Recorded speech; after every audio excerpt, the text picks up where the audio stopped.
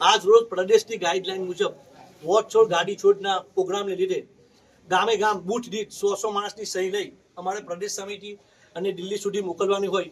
તે ઝુંબેશના અનુસંધાને આજે વાગડા તાલુકા કોંગ્રેસ સમિતિના વરસાદી માહોલમાં ગામે ગામથી કાર્યકરો આવ્યા તેઓ બધાનો ખૂબ ખૂબ આભાર વ્યક્ત કરું છું।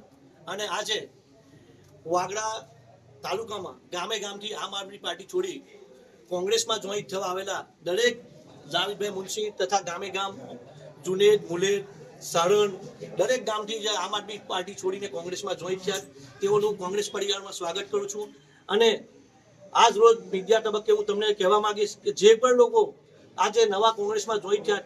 તમારે કંઈ પણ અમે તમારા સુખ દુઃખના ભાગીદાર બનીશું। તમે ગમે તે ટાઈમે ગમે તે સમયે અમને કોલ કરશો અને ગમે ત્યાં બોલાવશો કોંગ્રેસ પરિવાર તમારી સાથે આવશે અને આજથી તમે અમારા કોંગ્રેસ પરિવારના મેમ્બર બનો છો। તે વતી હું વાગડા તાલુકા કોંગ્રેસ પ્રમુખ આસિફ પટેલ દરેક ગામમાં જે કોંગ્રેસમાં પ્રેરિત થઈ કોંગ્રેસમાં જોઈન્ટ થયા બધાને હું ખૂબ દિલથી આવકારું છું। વાગડા તાલુકા કોંગ્રેસ સમિતિ આયોજિત આજે એક પ્રોગ્રામ રાખવામાં આવેલો હતો વોટ છોડ ગાડી છોડ અને તમામ કાર્યકરોની ઉપસ્થિતિમાં કાર્યકરોને સમજ આપી કે રાહુલ ગાંધીજીનું આહવાન છે, પ્રદેશ સમિતિની સૂચના છે, જિલ્લા કોંગ્રેસ સમિતિની સૂચના છે કે વોટ છોડ ગાડી છોડ આજે ભાજપ વર્ષોથી ચોરી કરીને વોટોની ચોરી કરીને ઇલેક્શનો જીતી રહેલા છે। તેમને ઝુંબેશ ચલાવીને દરેક બૂથ પરથી 100 જણની સહી કરાવીને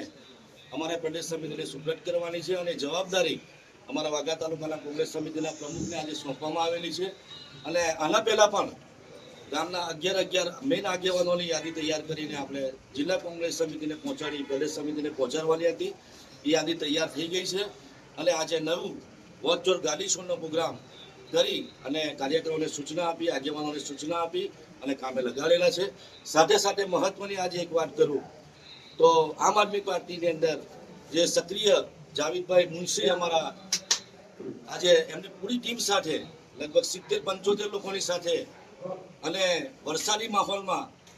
લગભગ 40% લોકો હજુ આવી નથી શક્યા પણ નજીકના દિવસોમાં એ લોકોને પણ એમની સાથે લઈને કોંગ્રેસનો ખેસ પહેરીને અને કોંગ્રેસમાં આજે એમનું અમને વેલકમ કરેલું છે। સાથે સાથે બીજા જે આમ આદમી પાર્ટીએ એમના ખેસ પહેરાવેલા હતા એવા મુનેર ગામના બસીરભાઈ અને એમની ટીમ અને વિછિયાર ગામના ઉમરજીભાઈ એ પણ અમારી સાથે છે પણ આ વરસાદી માહોલના લીધે આવી નથી શક્યા પણ આવનાર દિવસોમાં પણ એ પણ કોંગ્રેસની વિચારધારામાં આવવાના છે। મહત્વની વાત તો એ છે કે આમ આદમી પાર્ટીમાં બની બેઠેલા કેટલાક લોકો મુસ્લિમ મતોનું ધ્રુવીકરણ કરીને સાંભે એસી ઓફિસમાં બેસીને મિટિંગ કરીને એમને ફાયદો કરાવવા માટેનું જો કામ કરી રહેલા છે ત્યારે મને ગર્વ છે કે સમાજ એકી અવાજે આ કોંગ્રેસની સાથે જોડાયેલો છે અને જોડાયેલો રહેવાનો છે। હું જાવેદ પટેલ જાવેદ મુનશી આમ આદમી પાર્ટીને છોડીને કોંગ્રેસની વિચારધારામાં આ જ દિવસથી હું સામેલ થઈ ગયેલો છું અને ઇન્શાઅલ્લાહ મેં આજથી એવો દ્રઢ સંકલ્પ સાથે રાહુલ ગાંધીજીના સંકલ્પ સાથે સુલેમાનભાઈ પટેલ અને એમની ટીમની જોડે ખભાથી ખભો મિલાવી અને કોંગ્રેસને મજબૂત કરવા માટે અને આ તો ફક્ત એક શરૂઆત છે। મારા જેવા હજુ સેંકડો યુવાનો જે કોંગ્રેસથી પ્રભાવિત કરીને એમને કોંગ્રેસની અંદર લાવી ને એના માટે હું સંપૂર્ણ રીતે દરેક રીતે હું તન મન અને ધનથી મહેનત કરીશ અને આગામી ટાઈમની અંદર ભાજપ જે કોંગ્રેસને કોઈ બાજુથી કોમ્પિટિટર નથી સમજતી બરાબર એમને અમે એક હાંસિયામાં ઢકેલી દેવાની તૈયારી સાથે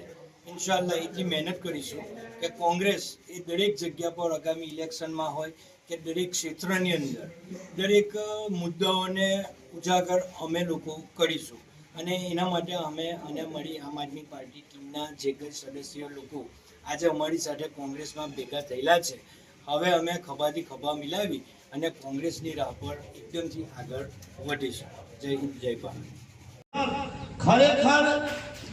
સામા પવનનો સામનો કરવા વાળા ખરેખર મરદો બેઠેલા છે એટલા જ માટે હું આખી આ પાર્ટીમાંથી જોડેલા તમામ ભાઈઓનું સ્વાગત કરું છું અને તેમને બિરદાવું છું કે આજે આવા સમયની મય તમે જો કોંગ્રેસ ચૂની છો તો ખરેખર તમારું જમીન અને તમારું દિલ ને શાબાશી આપવાને લાયક છે। જય હિન્દ।